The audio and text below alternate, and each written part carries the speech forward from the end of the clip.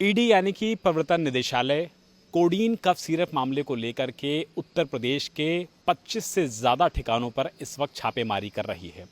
अगर पूर्वांचल की बात कर रहे हैं तो गाजीपुर के अलावा वाराणसी में छापेमारी हो रही है। पश्चिम उत्तर प्रदेश की बात कर लें या फिर मध्य उत्तर प्रदेश की बात करें तो लखनऊ में भी इस समय छापेमारी चल रही है आलोक प्रताप सिंह के घर पर, जो कि बर्खास्त सिपाही है एसटीएफ का। और मेरे ठीक पीछे आप जो कोठी नुमा घर देख रहे हैं ये आलोक प्रताप सिंह का घर है। और इस पूरे मामले में जब गिरफ्तारियों की शुरुआत होती है तो लखनऊ से यूपी एसटीएफ ने आलोक प्रताप सिंह को अमित सिंह टाटा की गिरफ्तारी के बाद अरेस्ट किया है, अपनी कस्टडी में लिया है। और इस दौरान ईडी ने बाकायदा 55 घंटे की जो रिमांड है वो भी हासिल की है आलोक प्रताप सिंह और अमित सिंह टाटा की।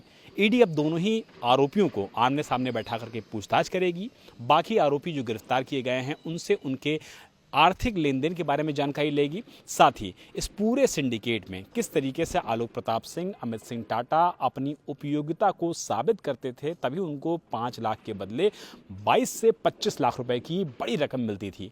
इसी को लेकर के यूपी सरकार बाकायदा अपना पक्ष भी रख चुकी है और ये बता चुकी है कि पूरा मामला दरअसल इल्लीगल ट्रेड से जुड़ा हुआ है, जहां पर पश्चिम बंगाल के अलावा बांग्लादेश और नेपाल में इस तरीके की कफ सिरप का जिसका जिक्र इस पूरे मामले में आ रहा है।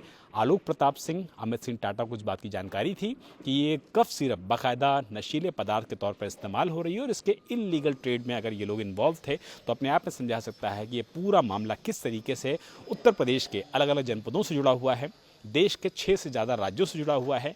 इंटरनेशनल इसमें बांग्लादेश और नेपाल के भी तार पाए जा रहे हैं। और ऐसे में जब आलोक प्रताप सिंह एसटीएफ में काम कर चुका है, यूपी पुलिस में काम कर चुका है, उसके पास पुलिस के बचने के तमाम जो नुस्खे होते हैं, जो उपाय थे, उन सब का वो इस्तेमाल करता था। और जो ये पूरा सिंडिकेट चलता था, यूँ कहा जाए कि जब तस्करी की जाती थी इन सारी सिरप्स की तो आलोक प्रताप सिंह अपने एक्सपीरियंस का इस्तेमाल करते हुए इनको सीमा पार भी कराता था।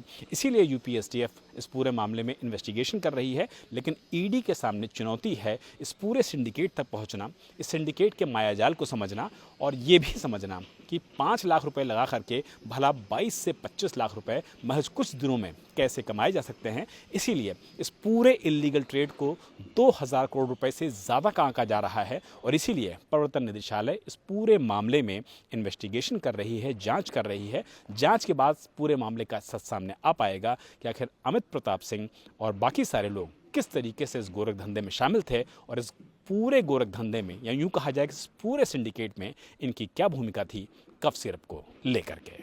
मकसूद आलम के साथ विशाल प्रताप सिंह, इंडिया टीवी, लखनऊ।